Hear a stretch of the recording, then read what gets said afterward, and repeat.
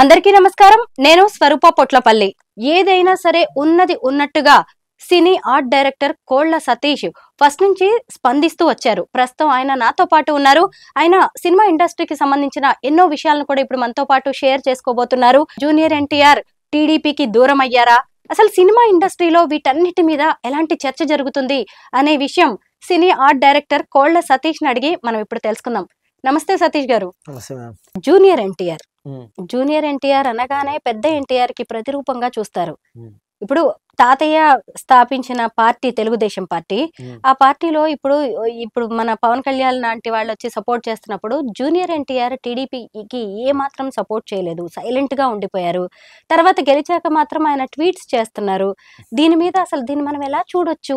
ఎందుకు ఆయన వైఖరి ఎలా ఉంది? టీడీపీకి ఎందుకు సపోర్ట్ చేయలేదు? జూనియర్ ఎన్టీఆర్ గారు నిజం చెప్పాలంటే ఒక ఫ్లూయెంట్ మనిషి అండి. అంటే నోటికి ఏదో వస్తే అది మాట్లాడండి. ఆయన ఒక విజన్ తోటి ఆలోచిస్తాడు. అందుకే ఆయనకి చాలా మంచి టాలెంట్ ఉందని చాలా మంది అంటుంటారు. నాకు తెలిసి ఆయన ఏం ఆలోచించాడంటే, నాకు ఇప్పుడు ఇరుగు రాష్ట్రాల్లో ప్రతి ఒక్కళ్ళు ఫ్యాన్స్ ఉన్నారు. పవన్ కళ్యాణ్ ఫ్యాన్స్, ప్రభాస్ ఫ్యాన్స్ అందరూ నన్ను ఇష్టపడతారు.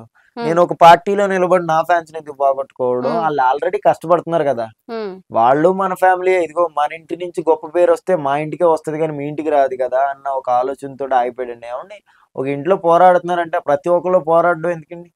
ఒక మెయిన్ థింగ్ వెళ్ళాలి, కానీ ఆయన ఇష్టం, ఆయన అనిష్టం అంతే. ఆయనకి ఇష్టం ఉంటే వెళ్తారు, లేకపోతే లేదంతే. అది మాత్రం ర్యాండమ్ గా చెప్పాలంటే అదే. ఆయనకి పొలిటికల్ లో వెళ్ళి నా ఫ్యాన్స్ ని విడదీయొద్దు అన్న ఆలోచన అండి, అంతే. అంతకు మించి ఏం కాదు. అంతేనండి. జూనియర్ ఎన్టీఆర్ గారు మాత్రం చాలా మంచి మంచి పర్సన్ అనమాట. ఆయన కొంచెం నిజం చెప్పాలి అంటే మేము చిట్ చాట్ అంటారు, మేము రివ్యూ చెప్తాం అనమాట. చిల్లర గారు రోజులు మేము రివ్యూ చెప్తాం.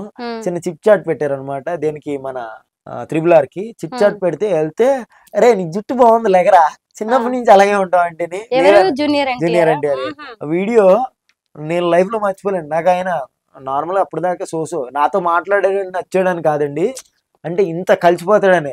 రారా ఇలాగని ఇలా అని ఏం చేస్తావు నువ్వు అంటే, గాలి తిరుగుతానంటే తిరిగి తిరిగి అందుకే ఇలా ఉన్నావు అన్నాడు. ఇలాగే అన్నాడండి. అంటే మంచిగా, అంటే క్లోజ్ చేసుకుంటూ చాలా ఫ్రీగా ఉంటారనమాట.